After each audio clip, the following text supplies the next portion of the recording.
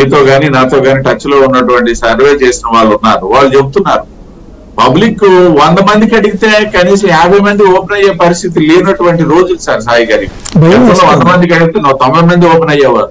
ఇవాళ 50 మంది కూడా ఓపెన్ అవ్వట్లే.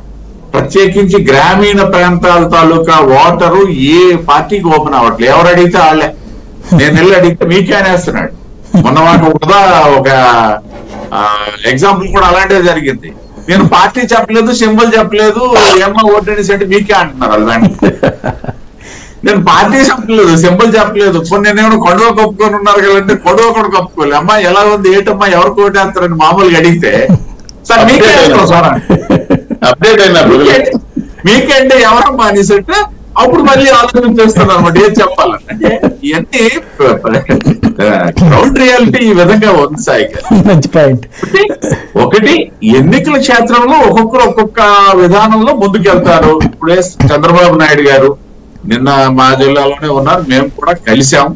ఇక్కడ కోఆర్డినేషన్ గురించి కూడా మాట్లాడుకోవడం జరిగింది. జిల్లాలో అయితేనేమి, స్టేట్ లో అయితేనేమి. జిల్లా అధ్యక్షుడు జిల్లాకు సంబంధించి స్టేట్ లో నాకు ఉన్నటువంటి సమాచారం మీద వారిని షేర్ చేసుకున్నాం.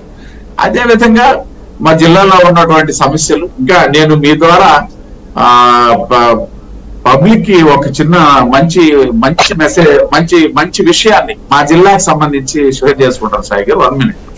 మేము చంద్రబాబు నాయుడు గారిని నాతో పాటు వచ్చినటువంటి మా రవి బార్జీ అని ఇంతకుముందు సీనియర్ లీడర్, ఇంతకుముందు జిల్లా అధ్యక్షుడు చేశాడు. ఆయన ఒక మంచి ప్రస్తావన చేశాడు. మేము అన్ని ప్రస్తావనలో మీరు ఎప్పుడు చెప్తుంటారు హైదరాబాద్ డెవలప్మెంట్, జూబ్లీ హిల్స్ డెవలప్మెంట్, లేకపోతే బంజారా హిల్స్ డెవలప్మెంట్, లేదంటే సెంట్రల్ హైటెక్ సిటీ డెవలప్మెంట్.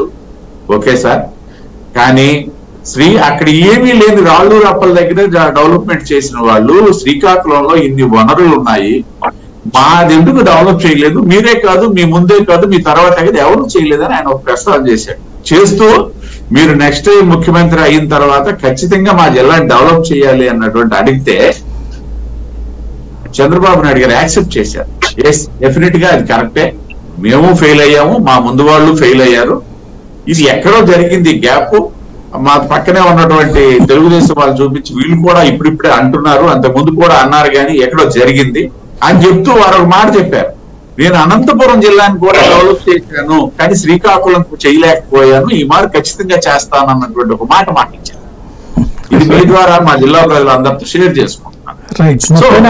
అదే చెప్తారేమో మరి చెప్తారంటే నేనేం చేయలేను. నాకు తెలియక అడుగుతాను, ఉమ్మడి రాష్ట్రంలో ఎప్పుడు హైదరాబాద్ చెప్పుకుంటాను తప్పించి అసలు రాకపోతే